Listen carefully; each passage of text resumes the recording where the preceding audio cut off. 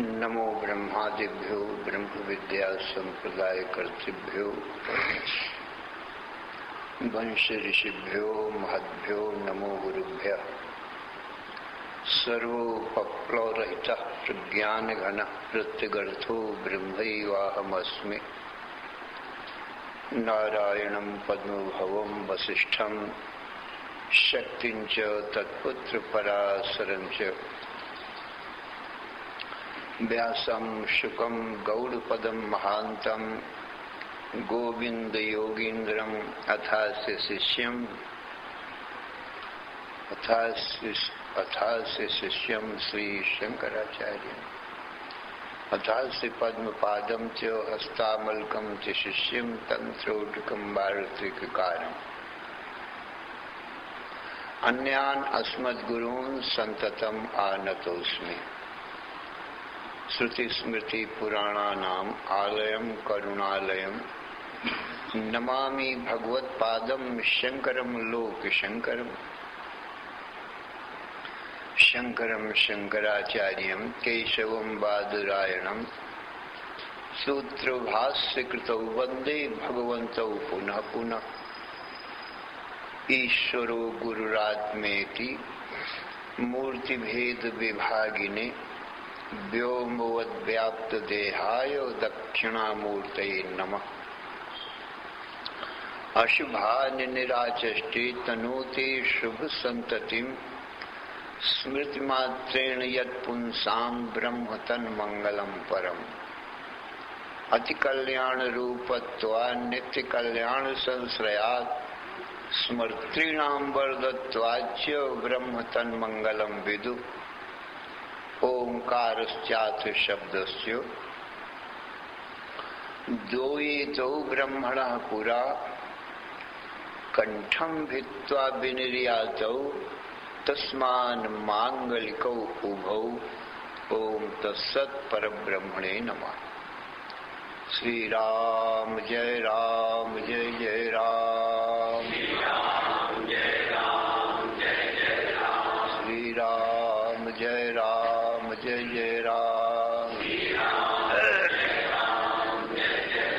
श्री राम जय राम जय जय राम। धर्म की अधर्म का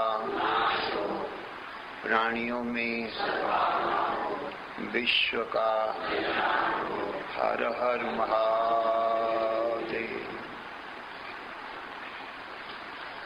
असरण शरणय कारण करुण करुणा वरुणालय कर्तुम अकर्तुम अन्यथा कर्तुम समर्थ नित्य शुद्ध बुद्ध मुक्त स्वरूप अनंत कोटि ब्रह्मांड नायक परात्पर पूर्णतम पुरुषोत्तम परब्रह्म सच्चिदानंद घट सर्वज्ञ सर्वशक्तिमान भगवान के ज्ञान से जीव सर्व दुखों से सदा के लिए मुक्त होकर परम सुख शांति को प्राप्त होता है। मृत्यु से छूटकर अमृतत्व को प्राप्त करता है। संपूर्ण अज्ञानता से छूटकर अनंत अखंड ज्ञान प्राप्त होता है। इसलिए जीव को अपनी पूर्णता के लिए भगवान का ज्ञान परमावश्यक है। तो भगवान का ज्ञान भगवान की वाणी वेद से होता है और गुरु से होता है, क्योंकि वेद अपने आप तो बोलता नहीं, गुरु ही उसको पढ़ के सुनाते हैं, अर्थ समझाते हैं। इस प्रकार से वेद त्रिकांडमय है। कर्म उपासना ज्ञान त्रिकांडमयो वेदा, ये 3 कांड रूप वेद है। मल विक्षेप आवरण ये अज्ञान के 3 भाग हैं। 3 भागों में विभक्त होकर ये अज्ञान जीव के हृदय में बस गया है। और हृदय में ही भगवान का दर्शन होता है, कहीं बाहर जाना नहीं है। इसलिए हृदय से ये 3 दोष जब हटें तभी भगवान का दर्शन हो सकता है। आत्म रूप में सबके अंदर भगवान विराजमान है, तो हमको आत्मा का, अपनी आत्मा का दर्शन भगवान का दर्शन है। परंतु जैसे हमारा एक रूप है, दूसरा स्वरूप है। रूप तो ये है जो हमको दिखाई पड़ता है, तुमको दिखाई पड़ता है, ये सब रूप है हमारे तुम्हारे। और दूसरा हमारा स्वरूप अरूप है, वो आंखों से दिखाई नहीं पड़ता है, किंतु रूपों को वो देखता है। वो स्वरूप है, वो निर्गुण निराकार है। और जो रूप है वो सगुण साकार है, ये दिखाई पड़ते। तो रूप का दर्शन करना हो तो कैसे हो? हमने अपने शरीर रूप का, मुख का दर्शन हम करना चाहते हैं। शरीर में सबसे सुंदर मुख ही होता है, मुख ही मुख्य है। सुंदरता की खानी मुंह से देखी जाती है, पर अपनी आंखों से अपना मुख नहीं दिखाई पड़ता। कितना सुंदर हमारा मुख है, ये हमारी आंखों से तो दिखता नहीं। दूसरे लोग बताते हैं तुम्हारा मुख बहुत सुंदर है, दूसरे को दिखता है, हमको अपना मुख नहीं दिखता। यद्यपि मुख के समीप में ही आंखें हैं, उन आंखों से हम अपने मुख को नहीं देख पा रहे, अपनी ही आंखों से अपने मुख को नहीं देख पा रहे। ऐसा क्यों है? कहा नेत्रों की ऐसी ही बनावट है कि अधिक नजदीक का और अधिक दूर का नेत्र नहीं देख सकते। ऐसी ही शक्ति सामर्थ्य नेत्रों की बनाई गई है। तो मुख बहुत नजदीक है, इसलिए आंखें नहीं देख पाती। और अनेक लोग हैं सो बहुत दूर हैं, तो दूरी के कारण उन लोगों को नहीं देख पाती आंखें। तो कहा बहुत दूर भी ना हो और बहुत नजदीक ना भी हो, बीच में हो, नजदीक हो, कुछ दूर पर हो, तो दिखाई पड़ जाएगा अपना मुख। तो अपने मुख को देखने के लिए लोग बाग दर्पण लेते हैं। अपना मुख कुछ दूर दिखाई पड़ेगा, सामने दर्पण में दिखाई पड़ेगा, अपने मुख से कुछ दूर चला गया। परंतु वो दर्पण 3 दोषों से रहित होना चाहिए। एक तो मलिन दर्पण ना हो जिसमें हमको मुख देखना है, मैला ना हो, साफ हो। दूसरा हिलता हुआ ना हो, चंचल ना हो।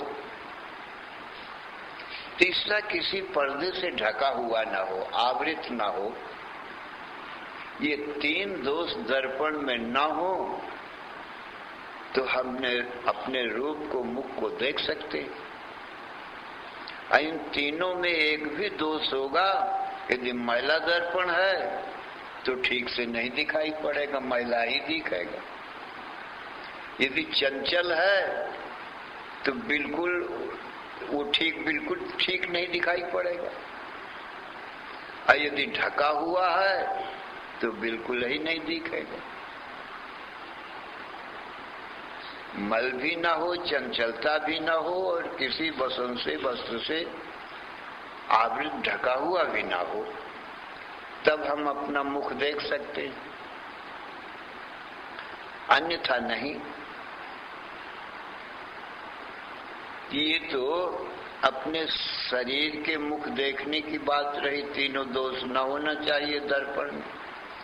तो ये मुख तो बाहर है, तो बाह्य मुख देखने के लिए बाह्य शीशा की जरूरत है। आत्मा अंतर है, भीतर है, तो भैया अंतर दर्पण की जरूरत है। बाहर वाले शीशे से भीतर का स्वरूप हमारा नहीं दिखाई पड़ेगा। बाहर के दर्पण में बाहर का रूप, अब भीतर के अंतःकरण रूपी दर्पण में अंतर आत्मा का दर्शन हो जाएगा।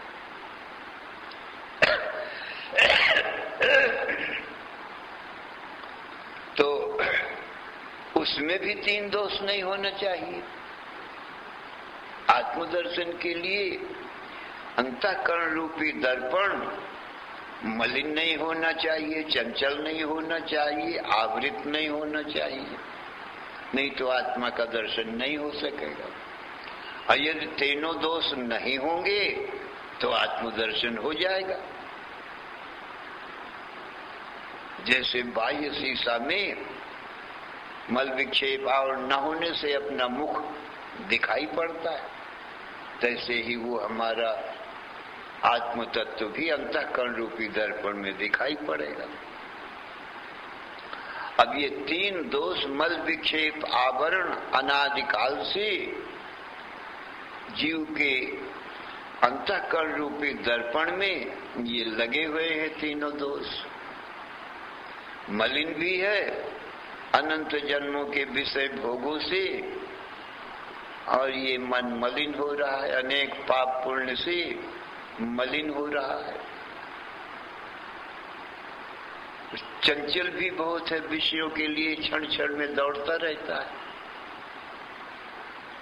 तृप्ति नहीं होती कभी, इतना चंचल है।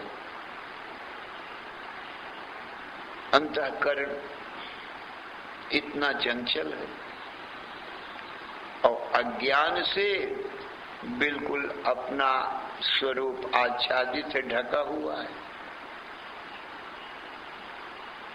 सुसुप्ति रूपी अज्ञान है और स्वप्न रूपी मन है, अंतःकरण है, और जागृत रूपी स्थूल शरीर है। ये मल के समान है। मन चंचल है, विक्षेप रूप है, और सुसुप्ति अवस्था आवरण रूप है, घोर अज्ञान है।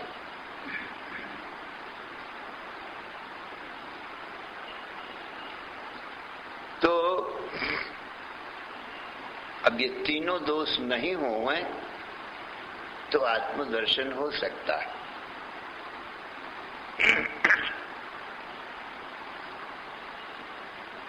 तीनों मलों को दूर करने के लिए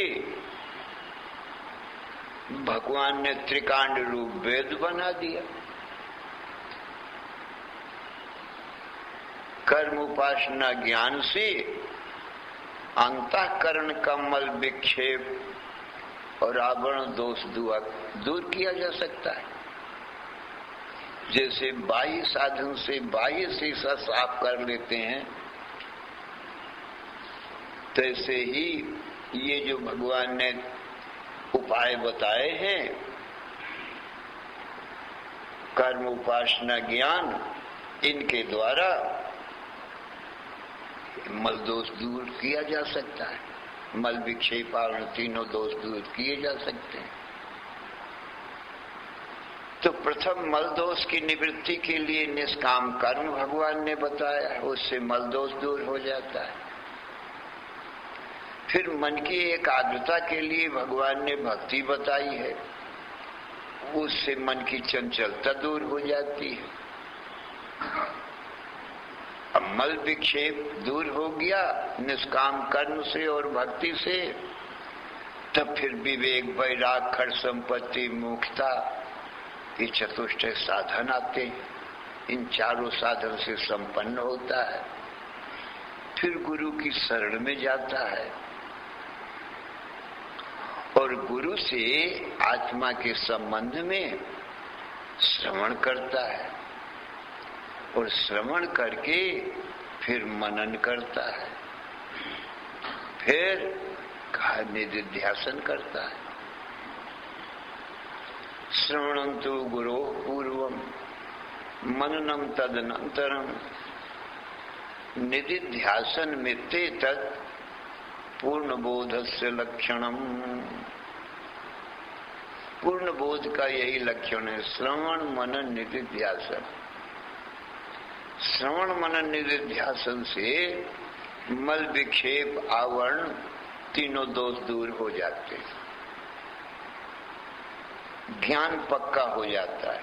वो कर्म उपासना ज्ञान से तीनों दोष दूर होते हैं, श्रवण मनन निधिध्यासन से ज्ञान पक्का होता है अपने स्वरूप का। फिर जागृत स्वप्न सुसुप्ति तुरी। जागृत स्वप्न सुसुप्ति, मल विक्षेप आवरण। जागृत में मल, स्वप्न में विक्षेप और सुसुप्ति में आवरण अज्ञान। जागृत में स्थूल शरीर, स्वप्न में सूक्ष्म शरीर, सुसुप्ति अज्ञान रूप कारण शरीर। उसके बाद में तुरी हमारा तुम्हारा स्वरूप है, चौथा। ये मल विक्षेप आवरण थे, इनको हटा करके फिर ये वेद हमारा तुम्हारा स्वरूप बताता है। मल विक्षेप आवरण तीनों दोष जब हट जाते हैं तो आत्म स्वरूप ही शेष रह जाता है समाधि में। समाधि में सुसुप्ति भी नहीं रहती, माने अज्ञान नहीं रहता है। सच्चिदानंद स्वरूप ही शेष रह गया। दुख का तो लेस भी नहीं है।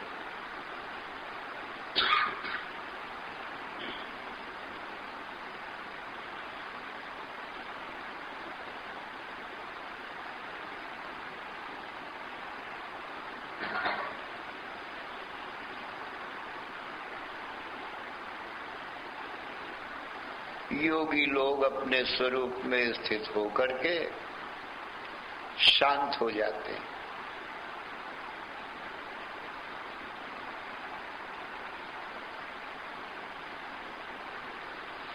अनंत अखंड ज्ञान प्रकाश आनंद स्वरूप में ही शेष रहा। न जागृत है, न स्वप्न है, न सुसुप्ति है, केवल मैं सच्चिदानंद घन ब्रह्म ही शेष रहा।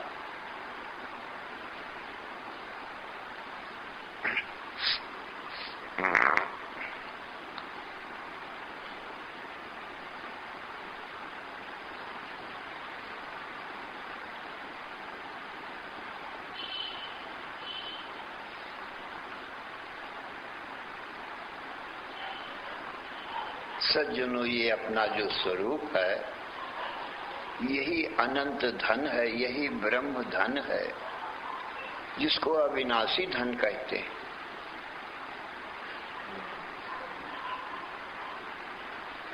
अनंतवत्तु में वित्तम यन्मे नास्ति ही किंचन। ये धन अनंत है जिसका आदि अंत है ही नहीं। आत्मधन को पाकर ही ये जीव धनी होता है और सुखी हो जाता है। अविनाशी धन है, आनंद अविनाशी है जिसका नाश नहीं होता, और विषय सुख नाशवान है। आत्म सुख अविनाशी है।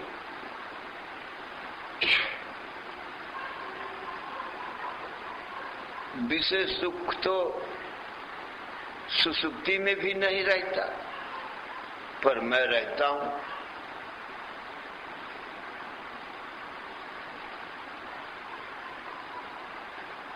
अपने आत्मानंद का अनुभव करता हूं सुसुप्ति में। सुसुप्ति में किसी को कोई चिंता फिकर तो है नहीं,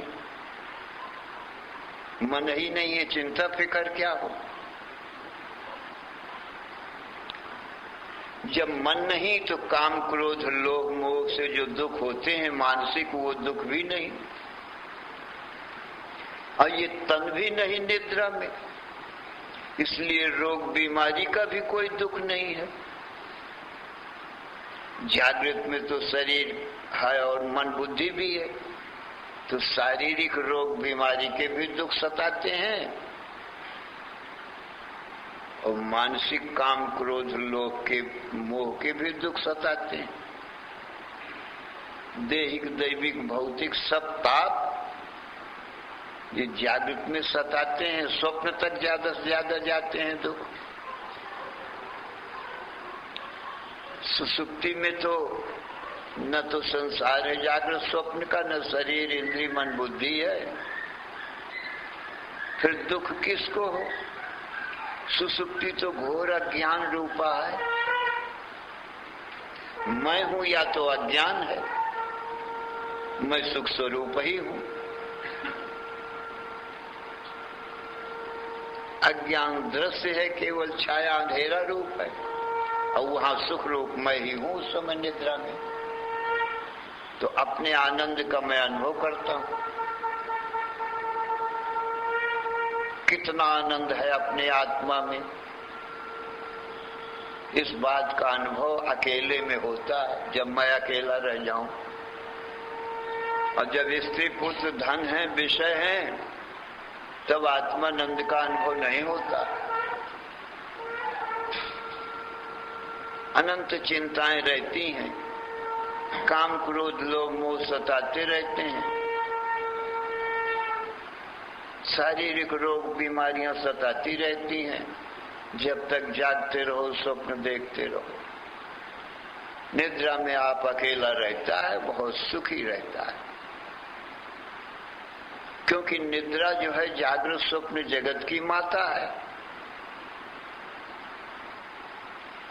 निद्रा से ही जागृत स्वप्न का संसार उत्पन्न होता है, पुनः निद्रा में लीन हो जाता है।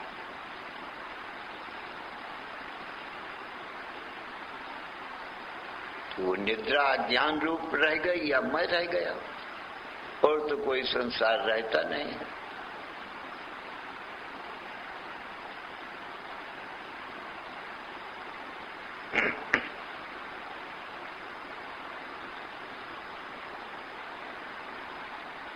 निद्रा में सबको बराबर सुख होता है, कमती ज्यादा किसी को नहीं होता। चाहे देवता हो, चाहे दैत्य हो, चाहे मनुष्य हो, चाहे चोर बदमाश डाकू हो, और चाहे पशु पक्षी हो, कोई सबको बराबर सुख है। दुख नहीं है वहां पर। जागृत स्वप्न में सबको दुख है, स्वप्न में कोई है नहीं, दुख भी नहीं। एक कथा है, कोई महात्मा गंगा सागर से चल के गंगोत्री आ रहे थे, गंगा के किनारे किनारे। रास्ते में काशी नगरी पड़ी। सायंकाल को गंगा के किनारे काशी में एक वृक्ष के नीचे ने महात्मा ने विश्राम किया। प्रातः काल 4 बजे उठ करके शौच स्नान करके और अपना गंगा के किनारे कगारे में बैठे हुए, धूप निकली हुई थी, धूप ले रहे थे।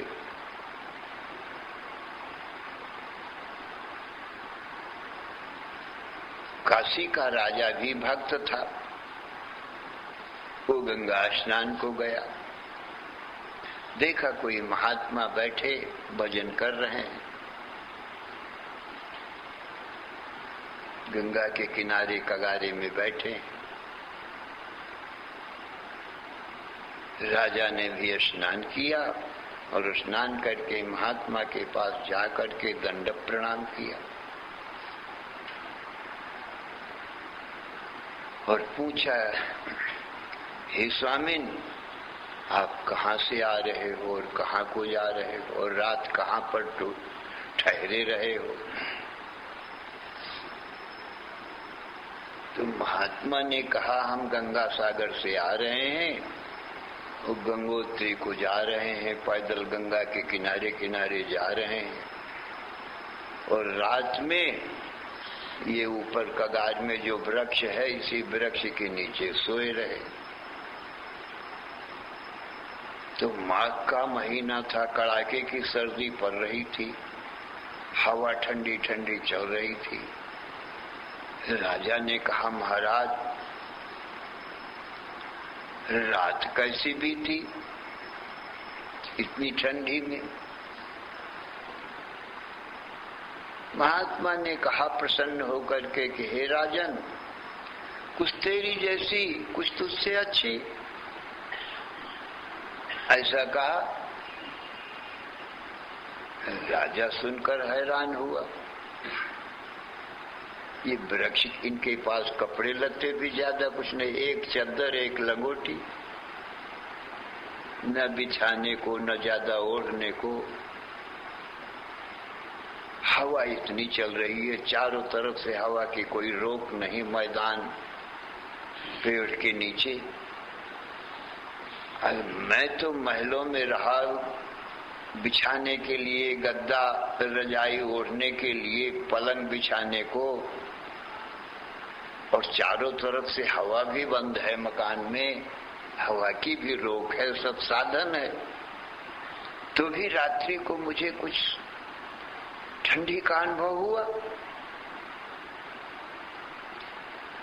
और ये महात्मा कहते हैं, कुछ तेरी जैसी कुछ तुझसे भी अच्छी रात बीती है। राजा ने कहा, महाराज समझ में नहीं आया।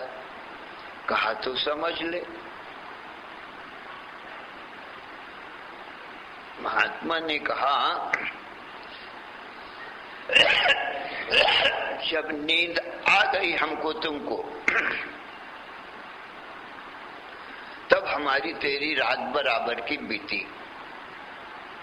गाढ़ निद्रा जब आ गई, अब मेरी तेरी ही नहीं, संसार भर के देवता, मनुष्य, दैत्य और पशु और पक्षियों की भी जीव मात्र की निद्रा जब आ गई, तब बराबर की बीती, बराबर सबको सुख रहा है, दुख नहीं रहा।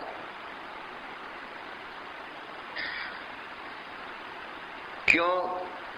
कहा, ये निद्रा जगत की माता है,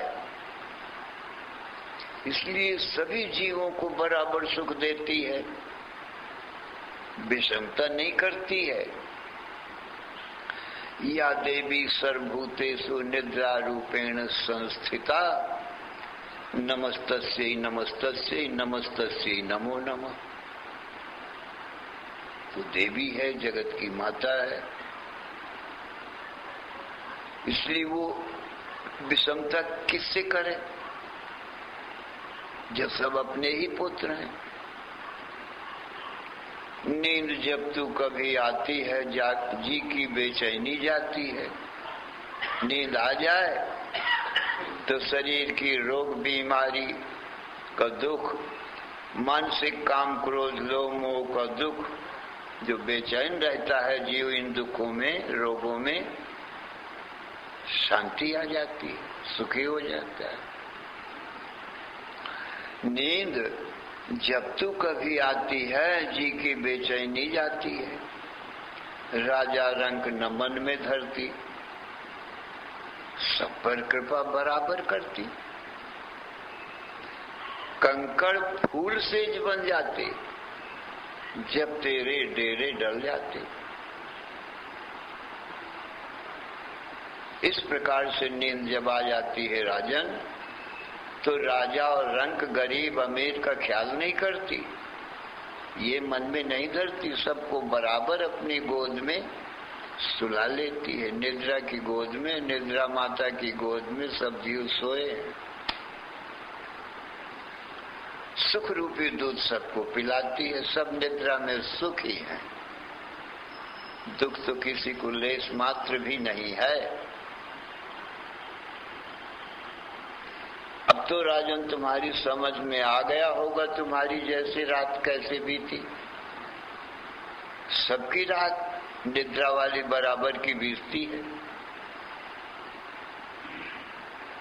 कहा फिर आपने कहा कुछ तुझसे भी अच्छी बीती, वो कौन सी रात आपकी मेरे से अच्छी बीती?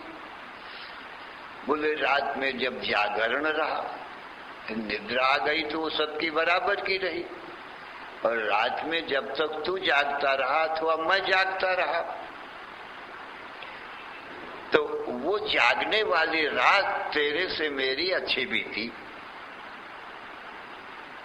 कैसे? कहा तू राजा है, अपनी प्रजा का सुख दुख का चिंतन, क्योंकि प्रजा का चिंतन राजा को रहता है, मेरी प्रजा दुख न पावे, पुत्र के समान जानता है।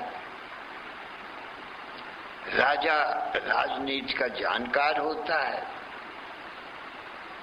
अपने पुत्रों समान प्रजा को जानता है, तो प्रजा के सुख दुख में तू चिंतित होता, सुखी दुखी होता। फिर अपने पत्नी पुत्र परिवार की तरफ भी देखता, इसमें भी सुखी दुखी होता। इस प्रकार से तू चिंता रूपी चिता में जलता रहा, जब तक जागता रहा, यही सब चिंता में पड़ा रहा। जब तक तुझको नींद नहीं आई यही चिंता में मगन रहा, तो चिंता में तो दुख होता ही है। राजन, चिंता चिता से बड़ी है, चिता छोटी है। चिंता चिता द्वयोर मध्ये चिंतायाति गरीयसी, चिता दहति निर्जीवम, चिंता दहति सजीवितम। चिता और चिंता में क्या अंतर है? एक बिंदी का अंतर है। ची के ऊपर एक बिंदी रख दी गई तो चिंता बन गया, तो चिंता बड़ी है और चिता छोटी है, क्यों? एक बिंदी कम है इसमें, उसमें ज्यादा एक बिंदी है चिंता में, वो बड़ी है और दोनों का काम भी छोटा बड़ा है। चिता कहा दहति निर्जीव, जो निर्जीव हो जाता है, मुर्दा हो जाता है, मर जाता है, चिता उसको जलाती है, जिंदे को नहीं जलाती। और चिंता दहति सजीवितम, और चिंता तो जीते जी प्राणी को जलाती रहती है। ये भयंकर है जो जिंदा ही जलाए दे रही है। चिंता की आग में रात दिन जलता रहता है। तो इसलिए तेरी रात जो है जागरण वाली, दुख वाली रही, सुखी नहीं रहा। निद्रा आ गई तो सुखी रहा, पर वो सब कोई सुखी रहे बराबर, तू ही नहीं। ऐसा नहीं कि गद्दा तकिया रजाई पलंग हो तो वो सुख पावे और टूटी खाट हो तो सुख न पावे, और जमीन में लेटा हो तो उसको सुख न मिले, ऐसा नहीं है। नींद आ जाने पर सबको समान सुख होता है। अब मेरी अच्छी रात कैसे बीती उसको भी समझ ले। सुख स्वरूप ब्रह्म है, सुख स्वरूप ब्रह्म है। मैं निद्रा को छोड़ करके, निद्रा के सुख को छोड़ करके समाधि सुख में स्थित होता हूं जब तक जागता रहता हूं। ब्रह्म ध्यानाभ्यसन विधना योग निद्राम गतस्य। ब्रह्म ध्यान का अभ्यास करता हूं, योग निद्रा में रहता हूं, समाधि में रहता हूं, जब तक जागता रहा। तो वो मेरी रात अत्यंत सुखमय बीती, जागरण वाली। सुसुप्ति वाली तो ज्ञानी अज्ञानी की सबकी बराबर है, जो भजन करे चाहे मत करे, उसमें तो सबको बराबर सुख मिल ही जाएगा। तो जागरण वाली रात्रि सुसुप्ति से आगे मैं अपने सच्चिदानंद घन स्वरूप ब्रह्म का ही स्मरण करता रहा, उसी के ध्यान में मगन रहा। वो मेरी रात तेरे से अच्छी बीती। अब समझ में आ गया होगा तुझे।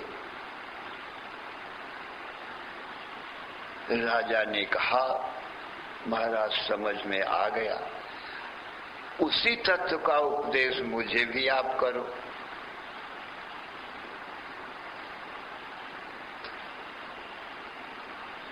जिससे मैं भी उस तत्व को स्मरण कर, ध्यान कर, समाधि कर सुखी हो जाऊं। तो महात्मा ने बताया, जागृत स्वप्न सुसुप्ति के आगे तेरा ही स्वरूप है, मेरा स्वरूप है, सोई तेरा स्वरूप है, भेद नहीं।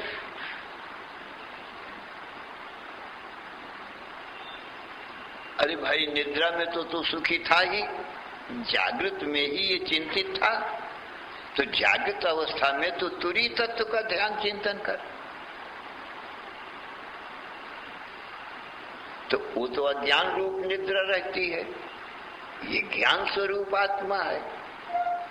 ज्ञान में अज्ञान नहीं रहता, आनंद ही आनंद रहता है। तो जागृत स्वप्न सुसुप्ति का जो प्रकाशक है वह ब्रह्म है, और तत्वों से हे राजन वही तेरा स्वरूप है, वही मेरा स्वरूप है। राजा भक्त तो था ही, शुद्ध बुद्धि थी, चंचलता रहित होकर के सुना, तुरंत ही स्वरूप में स्थिति हो गई। तो संतों की संग से क्षण मात्र में ज्ञान होता है, पर भाव भक्ति पहले से होनी चाहिए। भाव भक्ति ना हो, किसको संत उपदेश करे? भाव भक्ति होगी, संतों की शरण में जाएगा, अवश्य संत अपने आत्म स्वरूप का उपदेश कर देंगे।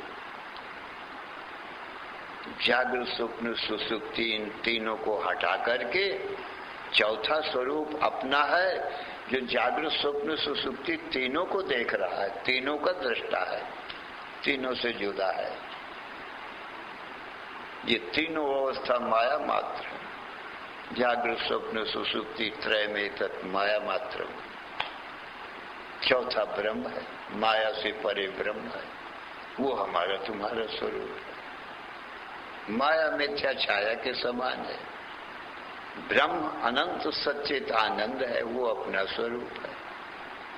कभी दृष्टा दृश्य से मिल सकता नहीं, माया से मिल सकता ही नहीं।